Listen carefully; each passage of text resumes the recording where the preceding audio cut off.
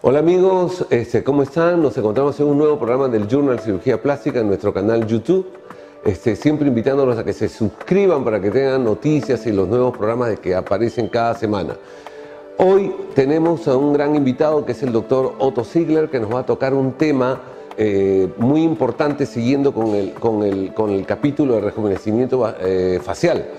Y es la evolución personal de las técnicas de rejuvenecimiento facial, que lo va a tocar de una manera didáctica y muy educativa, como para que todos podamos entenderlo fácilmente. Así que hacemos una breve incisión y la presentación oficial del doctor Otto Ziegler. Ya volvemos.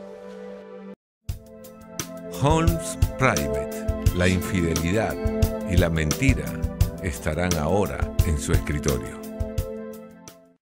Bien amigos, con lo prometido nos encontramos con el doctor Otto Ziegler, cirujano plástico, miembro de la Sociedad Peruana de Cirugía Plástica. Otto, es un gusto, gracias por venir al programa. Después de varios intentos, sé que paras realmente ocupado, entonces es realmente difícil tenerte aquí en el programa. Pero gracias Otto, la verdad. Te agradezco a ti, Ricardo, la invitación. Realmente no es que esté ocupado, lo que pasa es que yo soy low profile. No me gusta aparecer mucho en los medios. Sí, soy muy low profile. Es algo que es algo que nos corresponde a los que tenemos el pelo blanco. Bueno, en fin. Ahora a la gente joven le encanta salir en los medios. Bueno, es que las redes, las generaciones modernas, pues todos viven en redes, ¿no? Los negocios se hacen por redes y todo. Así es por eso que el que no evoluciona se extingue. Sí. Y hay gente que ha entrado recién a las redes, ya de otras generaciones mayores, y se ha reencontrado inclusive con amigos y amistades que pensaba pues que no las veía pues 30, 40 años atrás. Así es. No, y esto es bueno para poder ayudar a educar a la gente.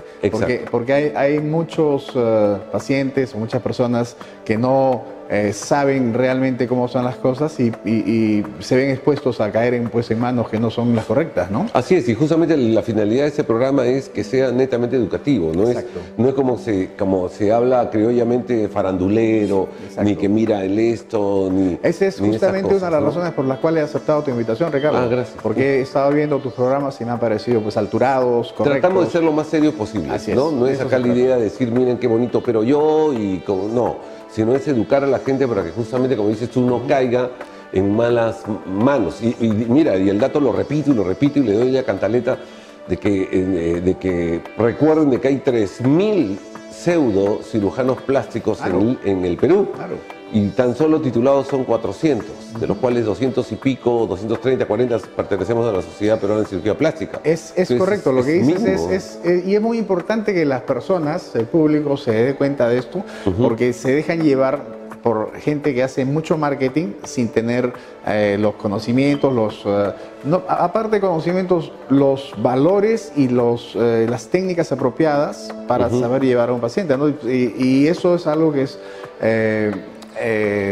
nosotros lo vemos cuando esos pacientes llegan a nuestras manos buscando al cirujano plástico correcto para arreglarle los problemas que le generaron los que no son correctos. Entonces, ¿por qué tienen que pasar por ese largo camino si pueden directamente ir al correcto?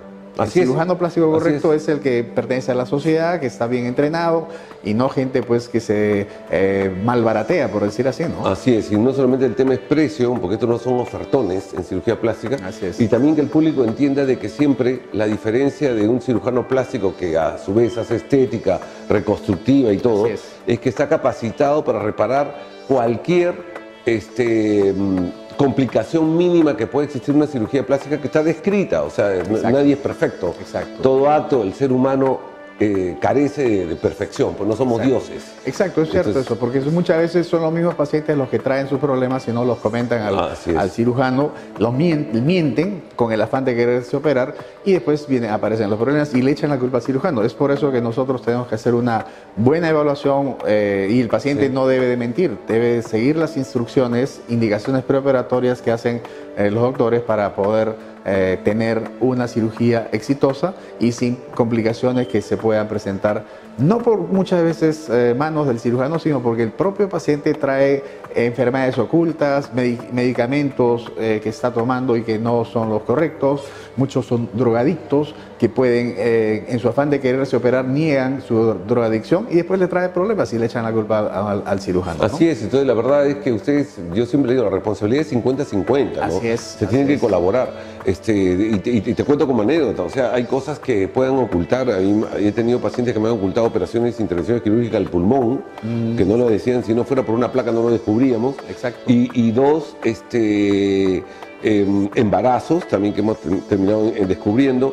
Y lo último es que, por ejemplo, no hace mucho, la semana pasada, acabo de operar un lifting facial y la pregunta más básica es: ¿usted ha tenido una intervención quirúrgica de cualquier tipo y de estética? Y nunca me dijo nada y ya había tenido un lifting facial. Sí. Entonces encuentras pues hilos y cosas que se habían hecho, sí, que no entiendo por qué no lo dicen. Sí. Entonces en el temor de que si lo digo no me opera. Sí, exacto. Entonces mejor no lo digo. Yo te cuento, por ejemplo, he tenido pacientes, ahora que estamos hablando de cara, la cara es digamos, una parte del cuerpo que es muy irrigada. Sí. Entonces, si los pacientes mienten o no dan la información correcta o hacen cosas que no están dentro de lo que uno les dice, pueden sangrar más de la cuenta. Y eso es un peligro. Es un peligro que puede llevar a múltiples complicaciones, incluso a la muerte, ¿no? Entonces, ¿por qué evitar seguir las indicaciones? Te cuento un par de anécdotas chiquitas nada más.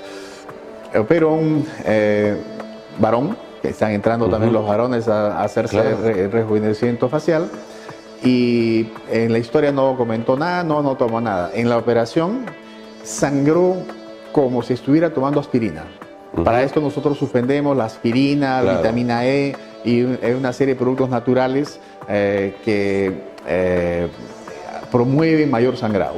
Entonces, en la postoperatorio sangró y sangró. Entonces, tuve que recurrir a lo que está en la literatura, pues con vitamina K, transamin, y por último le pasé un par de unidades de plasma fresco congelado y el sangrado paró.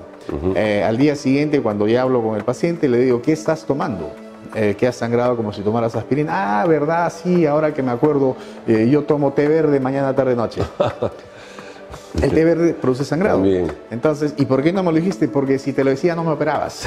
Claro. Tuvo el descaro de decir: porque si te lo decía no me operabas. Eso pasa. Es el temor de que el cirujano me rechace. Así es. Se comienzan a tocar a veces puertas de varios cirujanos hasta esperar cuál es el que me acepte mintiéndole y tenga buen precio. Así es. Ese es el tema. Es el tema, ¿no? Pero, y entonces, en ese sentido, que esta, digamos, reunión, esta conversación que estamos teniendo sirva para que los pacientes entiendan que al médico no se le debe mentir.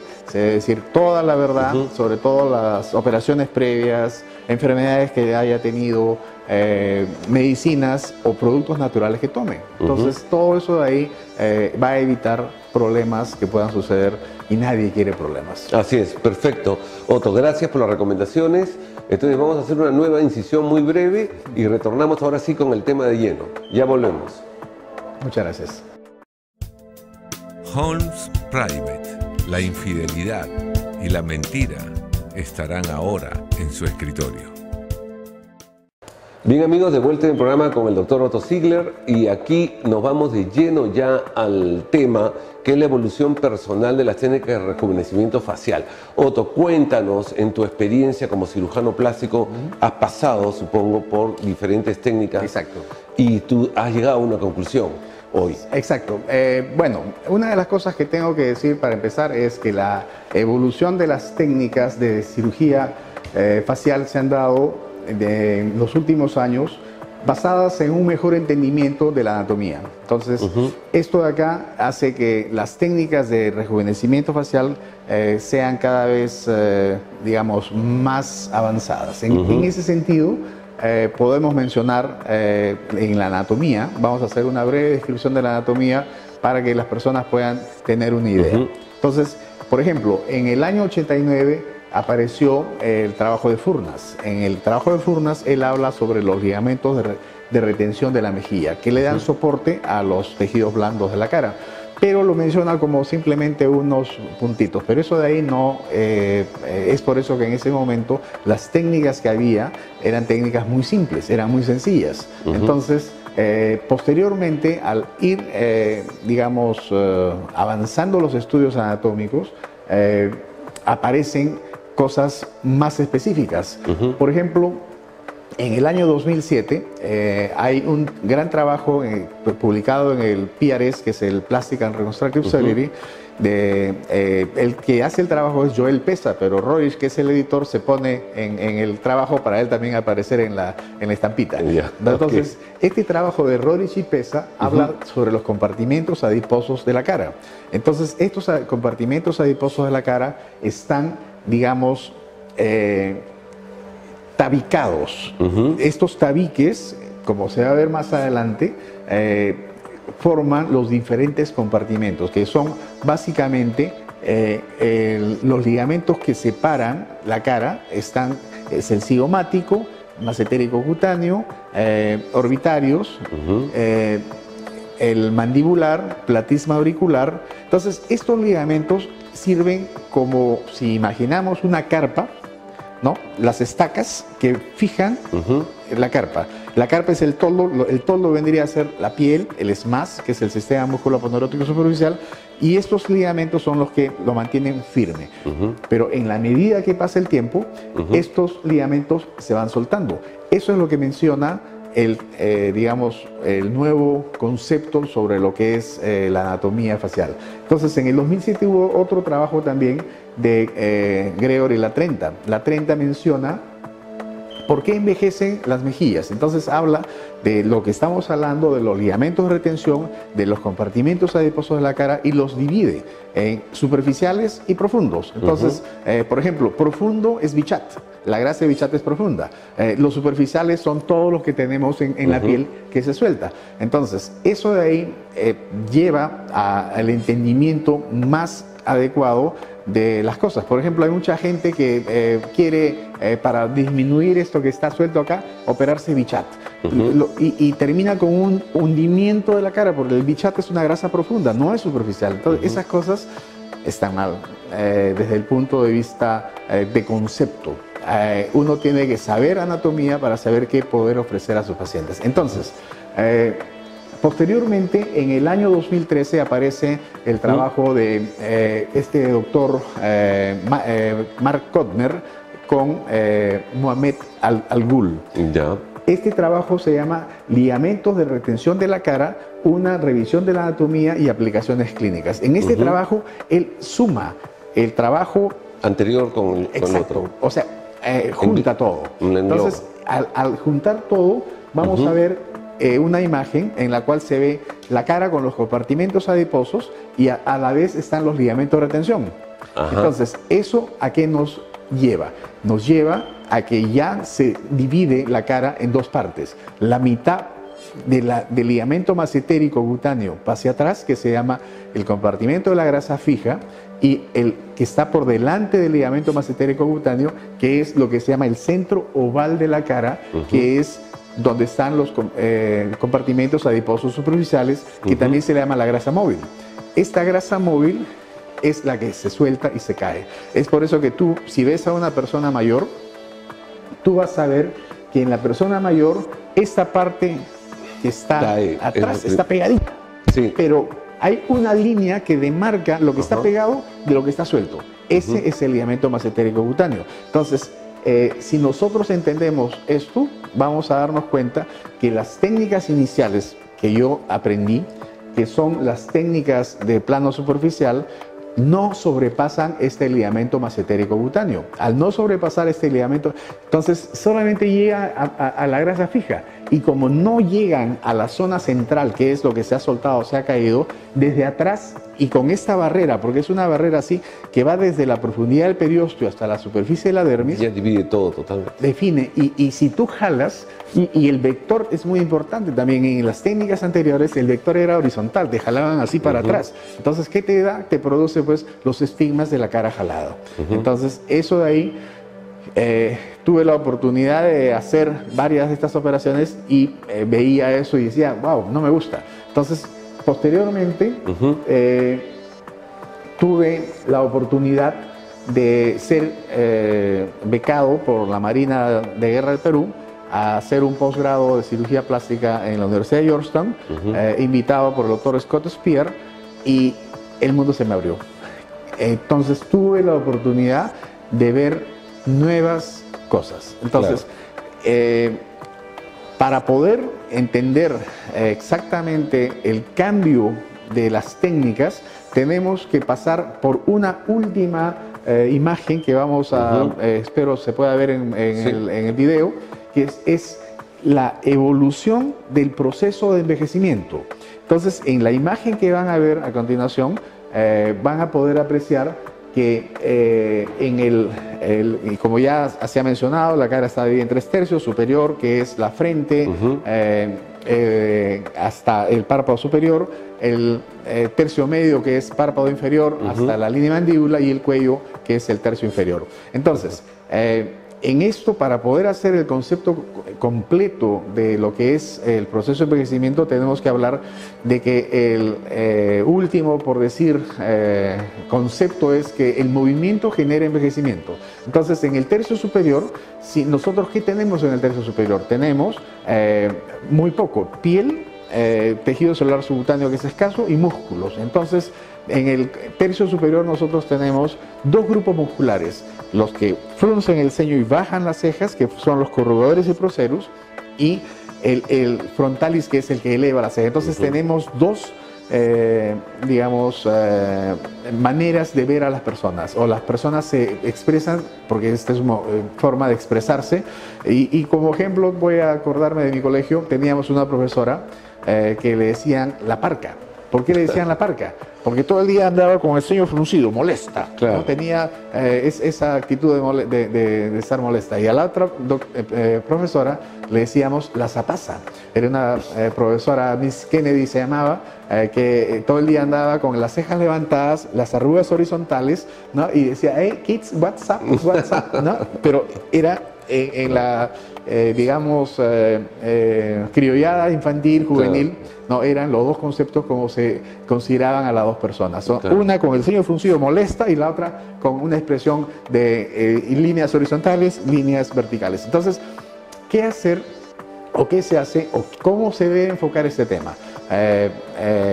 La manera de enfocar ahora es muy fácil: Botox, no Botox, toxina botulínica. Así es. No hablemos de marcas en particular. Toxina botulínica. La toxina botulínica paraliza estos músculos y te da un descanso de 3-4 meses, hasta 6 podría ser, ¿no? Entonces, si tú quieres, le dices al paciente que tú quieres que quiere hacer eso, o quiere cirugía. Si quiere cirugía, las cirugías son específicas. O sea, la cirugía endoscópica frontal sirve para mejorar el ceño.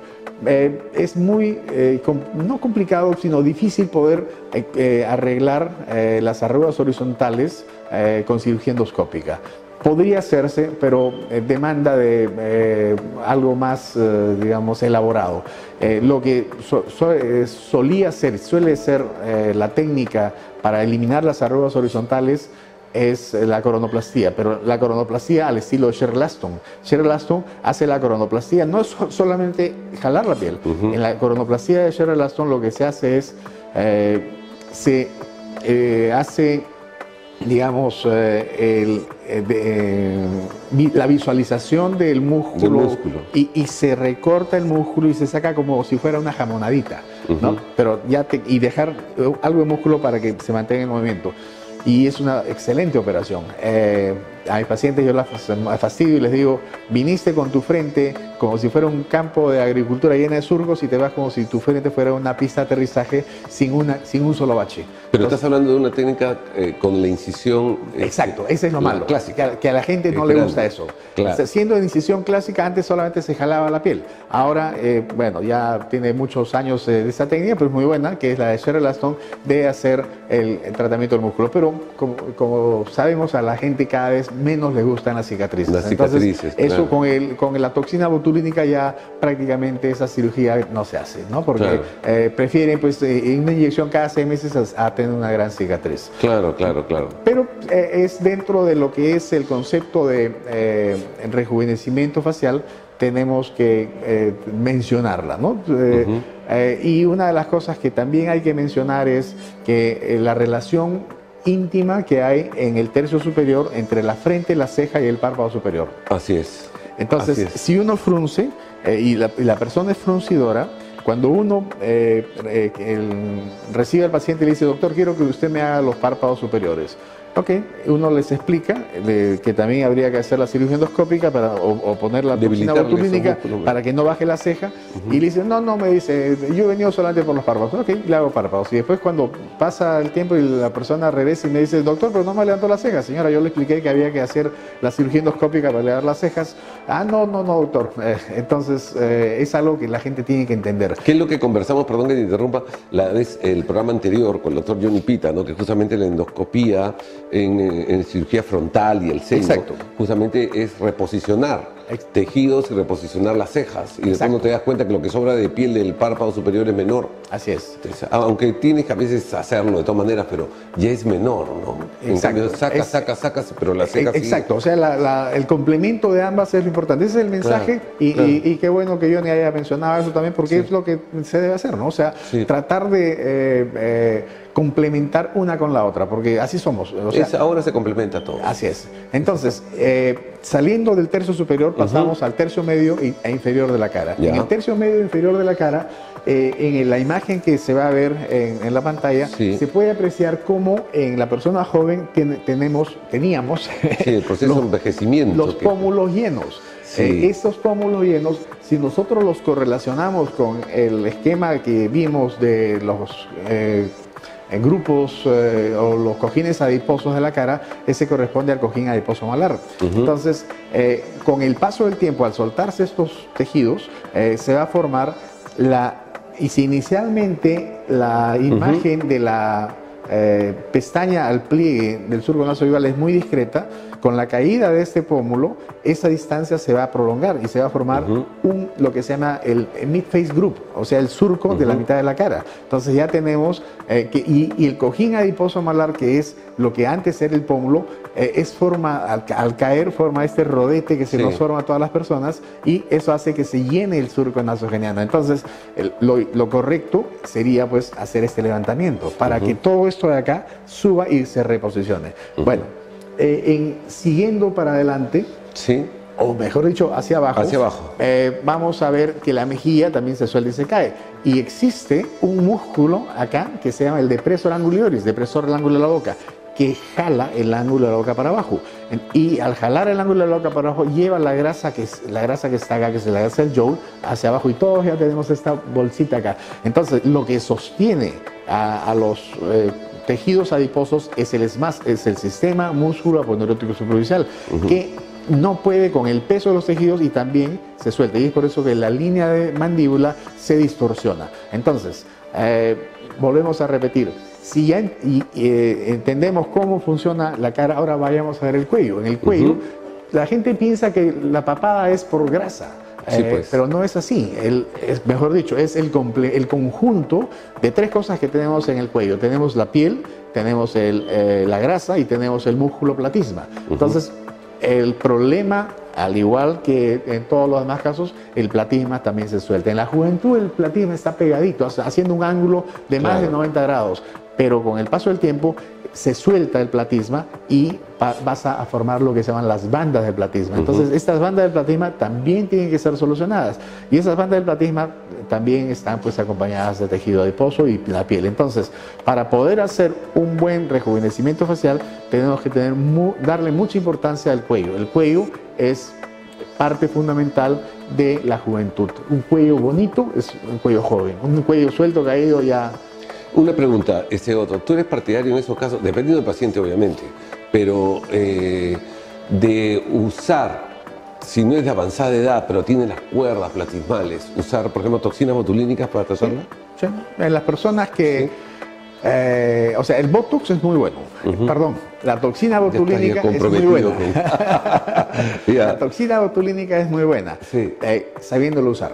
Entonces, uno tiene que conocer la anatomía, saber la fisiología para poder utilizar la toxina botulínica para poder hacer las cosas correctas. Porque si uno pone toxina botulínica por poner, cualquier cosa puede pasar. Como en una película muy graciosa de Adam Sandler, que es con Jennifer Aniston, que aparece uno que ¿qué hace de cirujano plástico? ¿Qué hace de cirujano plástico? Sí. Claro. Y están en una fiesta y con Nicole Kidman y todo. Con Jennifer Aniston.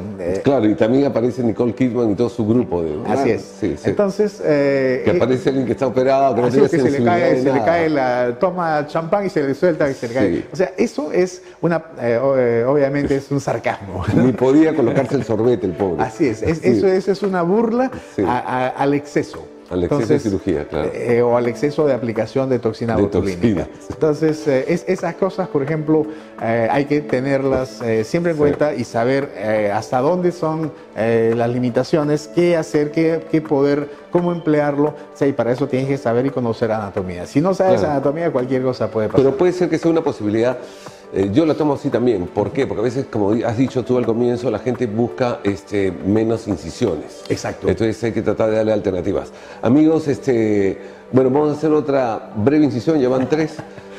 Seguimos haciendo incisiones, pero son breves, así que volvemos. Son muy finas, ¿ah? La vamos a hacer con láser. Y volvemos al programa. Muy bien. Holmes Private, la infidelidad y la mentira estarán ahora en su escritorio.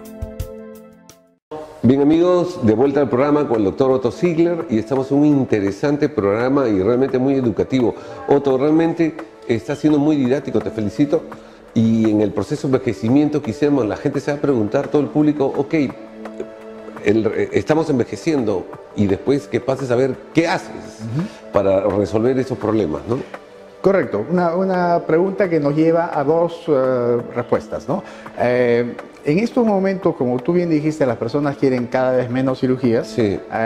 Se pueden hacer algunas cosas, ¿no? Que ya han sido mencionadas posiblemente por otros colegas, pero yo te lo menciono. Yo aprendí a hacer esto hace mucho tiempo, pero el que me lo recalcó y me lo puso muy claro es un doctor de British Columbia, Vancouver. El doctor Richard Warren. Richard Warren, en uno de los congresos de la American Society for Aesthetic Plastic Surgery, habla justamente del cheek lid junction, la unión del párpado con la mejilla. Entonces, que es una de las partes claves del proceso de envejecimiento. Ya sea el cojín adiposo cae hacia abajo o en algunas personas se atrofia. Entonces se aplana los pómulos. Entonces él menciona, y es algo que yo empecé a hacer desde ese momento, a poner injertos de grasa en los pómulos y en los surcos nasogenianos. No en el párpado en sí, porque el párpado es una piel muy delgadita, la grasa ahí no entra, pero sí entra en el pómulo. Entonces si uno rellena el pómulo, rejuvenece. Entonces eso de ahí es algo que es bastante utilizado. ¿Y estás hablando, perdón, de qué año más o menos cuando se empezó a tomar en cuenta los pómulos? Porque antes no se... Bueno, yo lo hago desde más o menos el 2010, 2011, Claro, porque 2012, antiguamente no se le daba tanta importancia a los pómulos. Pero yo te voy a decir una cosa, y ahí eso te voy a comentar con el trabajo que yo aprendí posteriormente. Y para poder llegar a ese trabajo, que es el trabajo del doctor Owsley, John Owsley, te voy a seguir contando las anécdotas, pero déjame primero contarte en la evolución de las técnicas de cirugía, porque el otro no es quirúrgico, es un procedimiento no quirúrgico. En las técnicas de cirugía, ¿qué era lo que sucedía? Entonces, para esto te voy a contar lo que aprendí de residente. Cuando era residente, aprendí las técnicas del plano superficial. De las técnicas del plano superficial que van a poder ser vistas en una diapositiva, ¿no? Podemos ver que se hace un despegamiento. Las incisiones son delante y detrás, que son conocidas por todos, ¿no? Pero el despegamiento de la piel es solamente hasta acá. Es un despegamiento discreto y el vector de digamos, estiramiento es hacia atrás. Entonces, al no llegar a pasar el ligamento masentérico cutáneo, te jalaban para atrás y como no se llegaba al centro oval de la cara, entonces se estiraba y se veía pues con los estigmas de cara jalada. Claro. Esa cara jalada es muy conocida y se ve pues, y ese digamos es el paradigma de la cirugía facial. No, yo no me quiero operar la cara porque después mi cara cambia, ¿no? Se ve estirada, se ve jalada. Entonces yo me quedé con ese concepto. Y como te dije, tuve la oportunidad de ir a este posgrado claro, en Washington, en la Universidad de Georgetown, y dentro de lo que se llamaba el National Capital Residency Program, que era el programa de residencia de la capital nacional, tuve la oportunidad de visitar varios hospitales, ¿no? Claro. Entre ellos es el Hospital Suburban, donde estaba el doctor Temurian. Y el doctor Temurian me presentó una técnica innovadora, una técnica de avanzar más allá del ligamento masentérico cutáneo, o sea, un amplio despegamiento cutáneo y levantar el SMAS. Wow, dije, ¿qué tal técnica? Bueno, la empecé a hacer de manera muy... cuando regresé de mi posgrado en el año 90, comencé a practicar eso, pero muy low profile, porque estaba recién experimentando. Claro. Hasta el año 94. En el año 94 aparece en el PRS, Plastic and Reconstructive Surgery, la técnica del doctor Temurian, en enero del 94, llamada The Multiplane Facelift. Claro. Entonces, en esta técnica, The Multiplane Facelift, él pone en su bibliografía 4 o 5 artículos de Owsley, John Owsley. Entonces dije, ¿quién es este doctor Owsley? Y si se podría ver, digamos, leer la bibliografía, ¿qué cosa es lo que Owsley dice? Levantamiento del cojín adiposo malar para corregir el surco nasogeniano prominente. Entonces ya desde esa época Owsley estaba hablando del cojín adiposo malar. Entonces para mí eso en ese año 94 fue sumamente intrigante. ¿Quién es Owsley? ¿Qué hace Owsley? Entonces ese año 94 asistí al Congreso Americano de la Sociedad de Cirujanos Plásticos Americanos, que fue en San Diego. Hice el curso con Owsley. Entonces al hacer el curso con Owsley, el curso se llama Levantamiento, Rotación Multivectorial del SMAS y del platisma. Entonces, y además hace el levantamiento del cojín adiposo malar para mejorar el surco nasogeniano prominente. Qué bueno, ¿no? Entonces, eso a mí me pareció súper interesante. Entonces, a mi regreso, comencé a practicar haciendo esto. Pero la cosa todavía estaba... Pero el levantamiento, para que el público nos entienda, ¿cómo lo hacías? O sea, a eso solamente vamos. era el estiramiento. A eso vamos, claro. ¿De acuerdo? Para poder hacer esto, todavía era, digamos, las técnicas no eran suficientes. Entonces sigo aprendiendo. Si aparece en la imagen, ahí está. En este curso, para contarte un poco más la historia, al final del curso me acerqué donde el doctor Owsley y le dije, soy de Perú, hice mi posgrado en Georgetown con el doctor Temurian, veo que él ha aprendido usted y a mí me gustaría aprender de usted también. Y Owsley me dice, ¿quieres aprender de mí? Sí, le dije, yo pensaba que me iba a invitar a su clínica a San Francisco. Y me dice, si quieres aprender de mí, compra mi libro. Y de hecho compré el libro, ¿no? Entonces, en el libro, o sea, aprendí exactamente lo que él hacía. Pero para poder, digamos, tener más facilidad, o sea, siempre esperando, viendo. Al año siguiente, en el año 95, apareció en una revista llamada Técnicas Operatorias en Cirugía Plástica todo lo que era rejuvenecimiento facial, o por lo menos operaciones de la cara, y hablaban de la técnica del plano superficial, hacían la descripción del SMAS, y aparece también invitado mi profesor Temurian con el Multiplane Approach, abordaje multiplano, y el doctor Owsley con este tema que te acabo de mencionar. Eso para mí fue ya determinante para combinar las dos técnicas. Claro. Entonces comencé a combinar las dos técnicas, pero como tú dices, ¿cómo llego al cojín adiposo malar? Entonces, en el año, mira cómo va la secuencia de hechos, en el año 96 aprendí en el congreso que fue en Dallas, del mismo, la misma sociedad de cirujanos plásticos americanos, aprendí de un famoso, ya lo mencioné, Sherrill Aston, la técnica Feint Technique. Feint Technique significa Finger Assisted Malar Elevation. Entonces, es una técnica que él hace que cuando se despega, se pone el dedo acá y se penetra suavemente. Es un espacio que posteriormente Mendelssohn ya también lo describió, que es un espacio que suavecito uno puede llegar hasta el cojín adiposo malar sin alterar ninguna estructura, y uno puede llegar directamente al cojín adiposo malar, y de ahí aproveché. También en el año 96 apareció en el PRS una técnica de Bascones. Bascones, claro, muy conocido por todos nosotros, acaba de estar en el último Ibero Latinoamericano. Él hace una sutura en lazo continuo, ida y vuelta, para darle suspensión a este cojín adiposo. Entonces combiné esas técnicas. Entonces, esa combinación de técnicas me comenzó a dar buenos resultados. Igualmente, aprendí de otro doctor llamado Bruce Connell. Él publica en las clínicas de Norteamérica una técnica para mejorar las patas de gallo. Entonces, ¿qué son las patas de gallo? Es el músculo orbicularis que cuando uno se ríe hace que se formen las arrugas perpendiculares a las líneas del músculo. Entonces, él presenta una técnica en la cual hace una cuñita al músculo. Entonces, como yo ya en esta operación tengo la exposición adecuada, lo que hice fue combinar técnicas. Entonces, hago la técnica de... tiene como 2, 3 técnicas ahí. Exacto.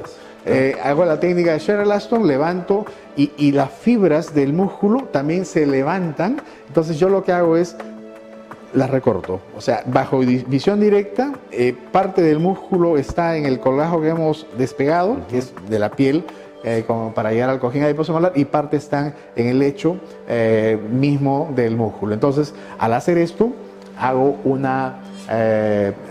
tratamiento quirúrgico de las patas de gallo. Entonces, todo esto de acá, digamos, lo combiné, lo fui presentando en diferentes congresos, y en el año 98 regreso al Congreso Americano, que esa vez fue en Boston. Hice el curso con el doctor Owsley nuevamente, y me acerqué donde él. Con su libro. Para que me lo firme. Sí. Y le dije, soy doctor Owsley, soy de Perú, sí, me acuerdo de ti. Le dije, compré su libro, fírmemelo. Y he combinado su técnica con la del doctor Temurian, etcétera, ¿no? Le comenté todas las técnicas que había juntado, y me dice, no, eso no se puede hacer acá. En este país nosotros respetamos la propiedad intelectual, cada uno hace su propia técnica. Discúlpeme, doctor, no lo quise molestar, y me regresé pensando pues que era un pirata del Callao. Bueno, que Estados Unidos es rígido en eso. Acá pirateamos todo. Sí, entonces, con esa combinación de procedimientos, que como tú ya viste, son de diferentes doctores, es el doctor Temurian, que es el abordaje multiplano con amplia disección subcutánea, llegando hasta el mismo surco nasogeniano, ¿no?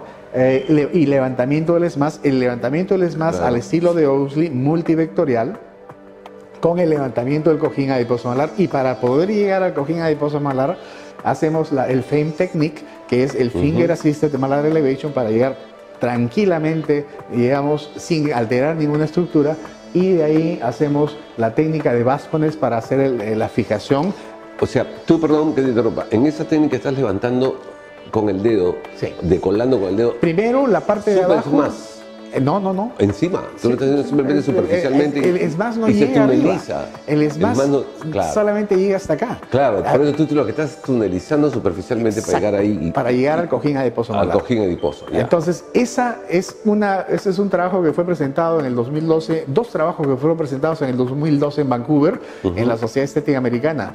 Uno de un doctor que lo que hace es buscar el punto de inflexión, donde el ESMAS se suelta, es el punto de liberación del ESMAS, para poder levantarlo y rotarlo sin ningún problema. Y el otro es el trabajo de Mark Manny, en el cual, con estudios microscópicos, determina, evalúa que el ESMAS solamente llega hasta acá, el ESMAS no llega más arriba. Entonces, es por eso que para poder levantar el cojín adiposo malar hay que trabajarlo independientemente. Es por eso que la combinación de esas técnicas da buenos resultados. Entonces, y lo que hace es, tal como te voy a mostrar, en la siguiente, digamos, evolución de lo que está sucediendo. Al combinar todas estas técnicas, las presento en el Congreso Ibero Latinoamericano del año 2000. Entonces, al presentarlas,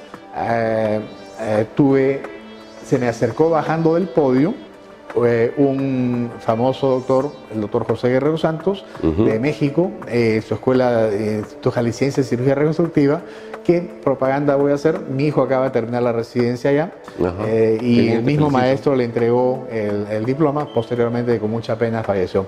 Entonces el doctor Guerrero Santos se me acerca, mira qué gentileza, qué caballerosidad este doctor, y me da el encuentro bajando del podio y me dice: felicitaciones doctor, excelente trabajo usted ha presentado, ha sabido combinar perfectamente la técnica de los profesores americanos y le ha salido una mejor.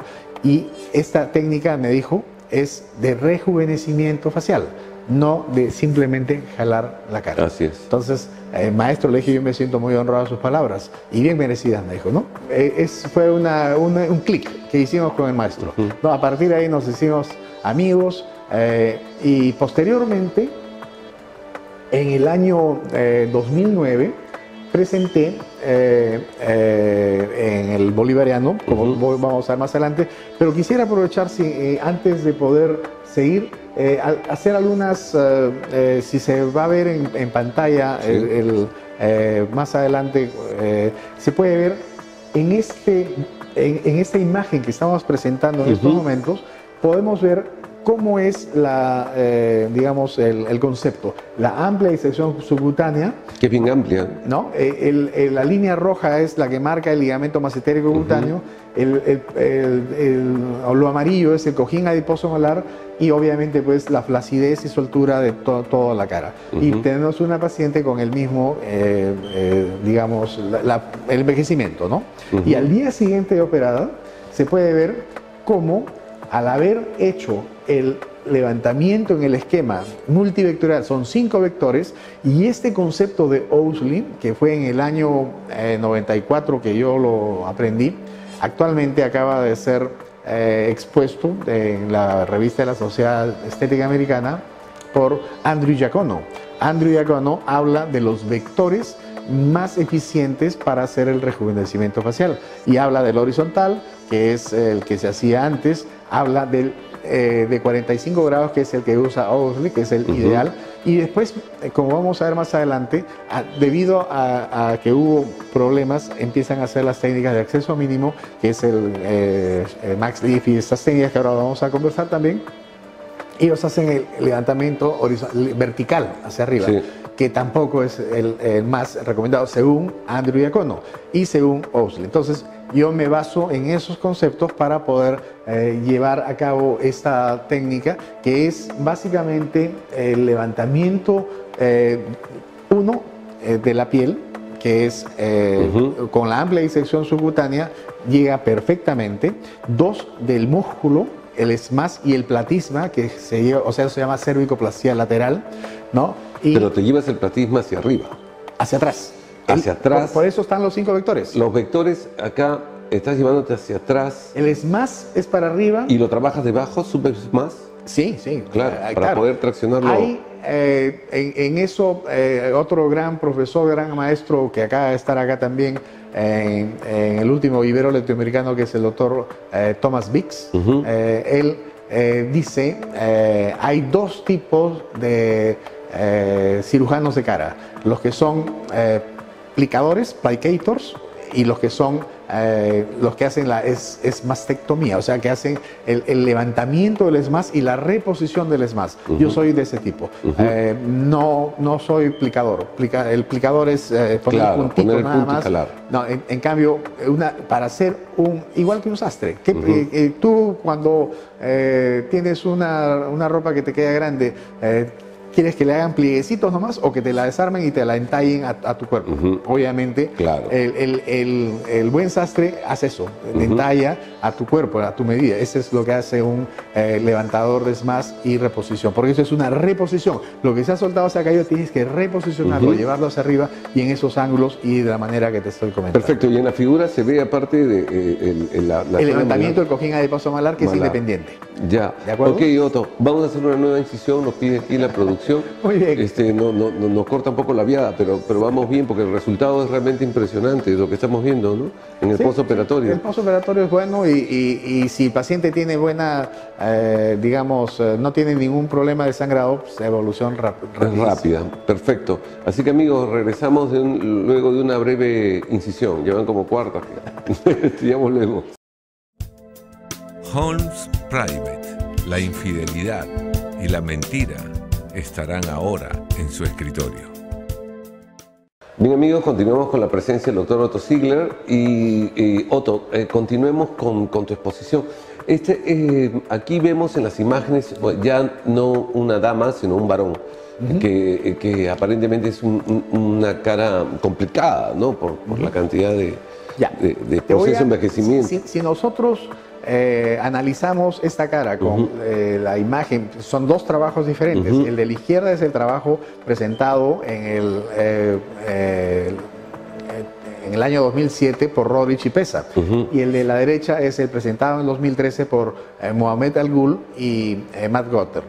Pero podemos, si nosotros hacemos la semejanza o por lo menos la comparación entre ambos, vamos a ver lo que te hablé en un inicio, que el ligamento masentérico cutáneo, que se ve como una línea blanca en la mitad de la cara, es la que demarca la grasa fija que está hacia la oreja y la grasa móvil que está hacia la nariz. Entonces, y es la grasa móvil la que se suelta. Entonces, al soltarse, se va a aumentar el surco nasoyugal, va a aumentar, se va a formar el mid face group, que es el surco que todos tenemos acá, va a aumentar el surco nasogeniano, y acá hay un punto adicional.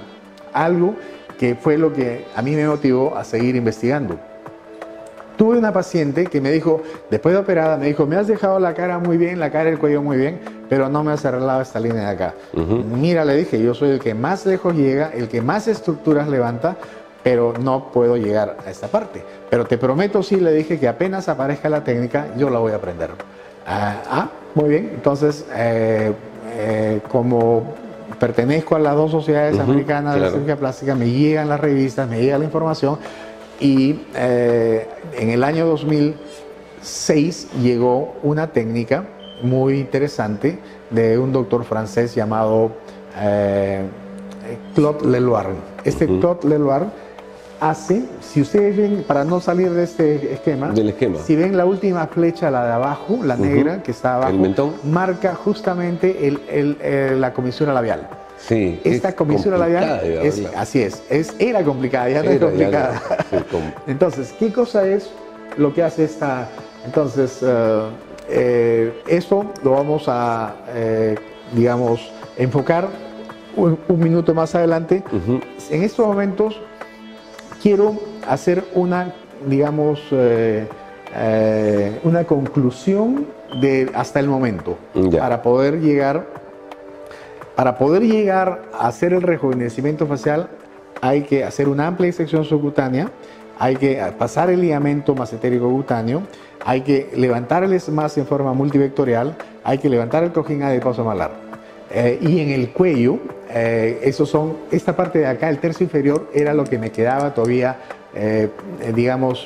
no muy definido, claro, porque teníamos el problema del surco nasogeniano y muchas veces la banda del platisma se volvían a caer a pesar de que hacía la cervicoplastia lateral. Entonces, dentro de esa evolución, ¿qué tuvimos? Entonces, vimos que en el año 2006 aparece Claude Leloir. Y Claude Leloir habla sobre el músculo depresor del ángulo de la boca. Este músculo depresor del ángulo de la boca es, junto con el platisma, los dos músculos más importantes del tercio inferior de la cara. ¿De acuerdo? Entonces, si nosotros vemos en el siguiente esquema, vamos a ver que ese músculo depresor del ángulo de la boca tiene se inserta en el ángulo de la boca y se va hacia abajo, y su función es jalar hacia abajo. Y al jalar hacia abajo, lleva esta grasa del jowl hacia abajo. Entonces, lo que hace Leloir es, empieza con toxina botulínica, poniendo la toxina, y con eso mejora temporalmente, pero posteriormente hace una técnica para el tratamiento quirúrgico del músculo depresor del ángulo de la boca. Entonces yo lo comencé qué interesante. Lo incorporé a mi técnica. Entonces, pero me di cuenta que a pesar de que mejoraba el ángulo de la boca, todavía seguía teniendo problemas con el platisma. Entonces, lo que hice posteriormente fue añadirle la cervicoplastia anterior. Al hacer la cervicoplastia anterior, que es una incisión mínima debajo del mentón, se suturan las dos bandas del platisma y ese cuello te queda perfecto y por muchísimos años. Entonces, la combinación de todas estas técnicas es la que a mí me da buenos resultados. Posteriormente aparecieron otras técnicas, ¿no? Las técnicas más agresivas. La de Hamra, el composite, compuesta, la de Rodich, el deep plane, plano profundo, la de Stussing, la ritiectomía con el SMAS extendido, técnicas que trajeron problemas. Entonces, cuando hay problemas, ¿qué hace la gente? Se sale, se retrae, se regresa. Entonces, incluso Mendelssohn, que presentó también una técnica agresivísima, posteriormente, hace 1 o 2 años atrás, hizo mea culpa, disculpas públicas, y este doctor que ha sido presidente de la sociedad,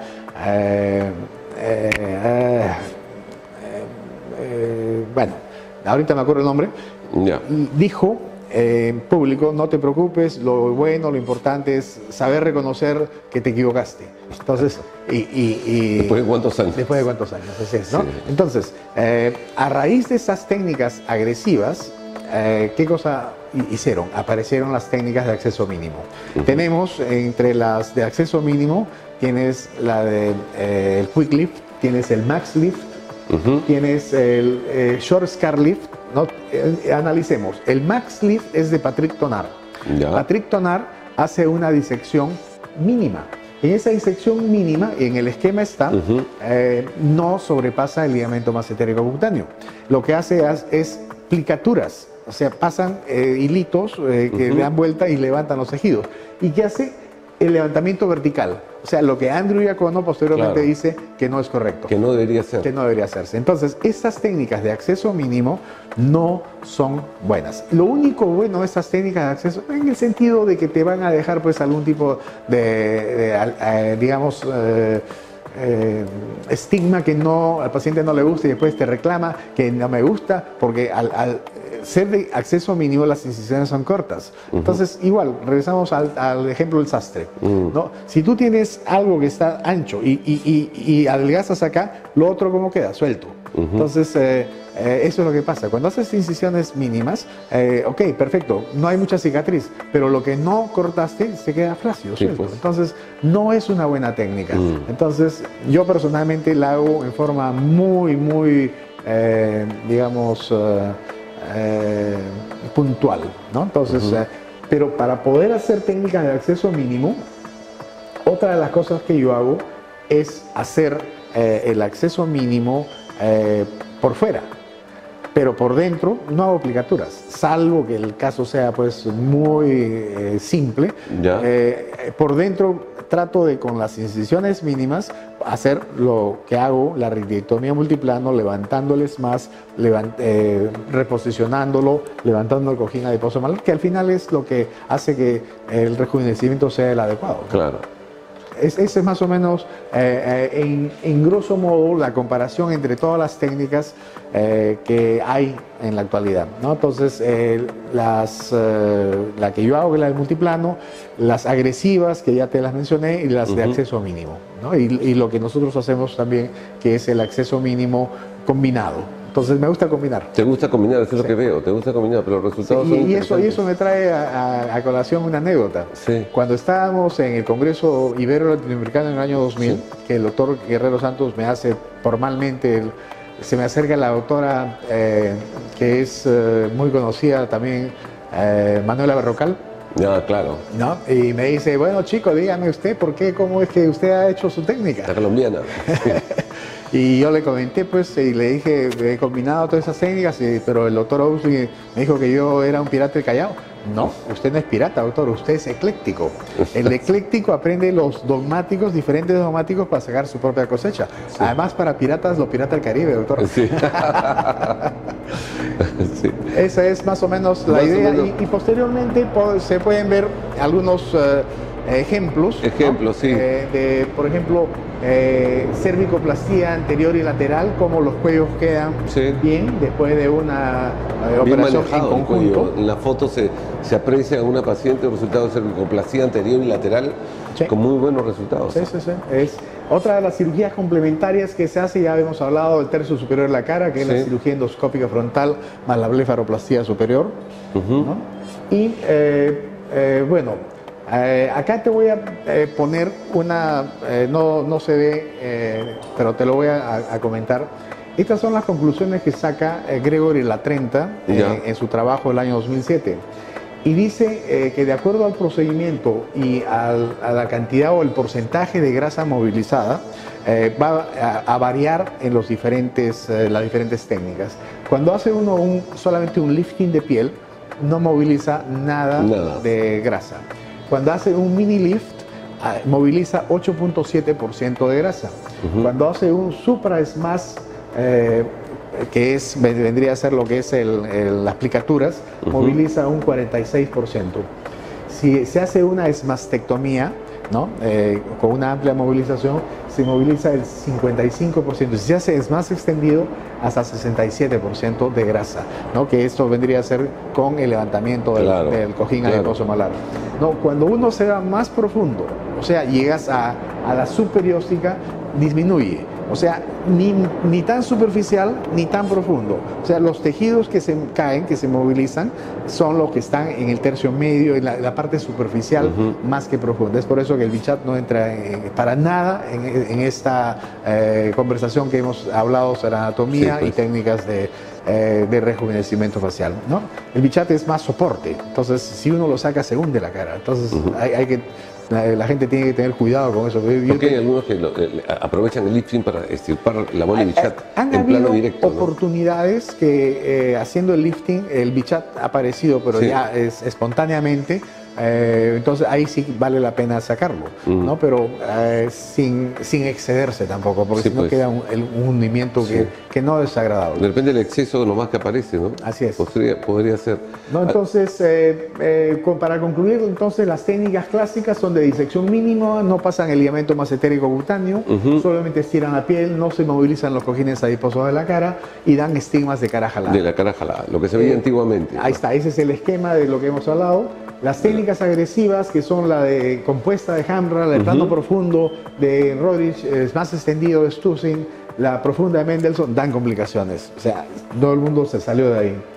La de acceso mínimo, el Max Lift de Patrick Tonard, el Quick Lift de Dominic Branda, el Short Scar de Daniel Becker, dan resultados limitados. Entonces, y ese es el esquema de lo que estamos hablando. De lo que hablamos. Entonces, se concluye entonces que la combinación y modificación de varias técnicas en diferentes planos, que son la retiectomía multiplano, el tratamiento que incluye el amplia disección subcutánea, levantamiento del SMAS, el lifting del cojín adiposo malar, combinado con el tratamiento del músculo depresor del ángulo de la boca, con la cervicoplastia anterior y complementariamente la cirugía endoscópica para la frente, con blefaroplastías, dan un rejuvenecimiento facial natural y duradero. Perfecto, perfecto. Otto, te agradezco por la información, realmente muy educativa, y yo creo que si quieres ver algunos resultados, vamos a ver, algunos resultados de pacientes. Acá, explícanos un poco, por ejemplo. Ahí tienes, por ejemplo, una paciente joven.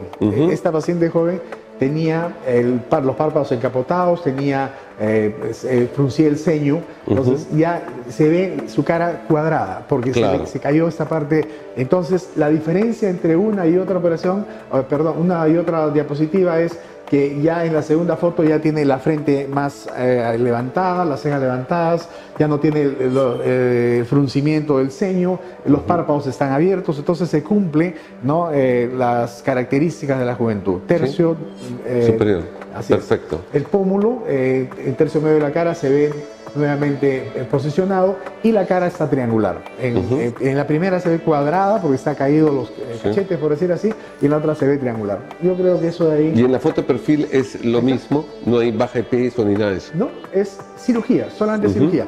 Se ve como mejora el tercio superior, mejora, mira la línea de mandíbula, mira el cuello cómo ha mejorado.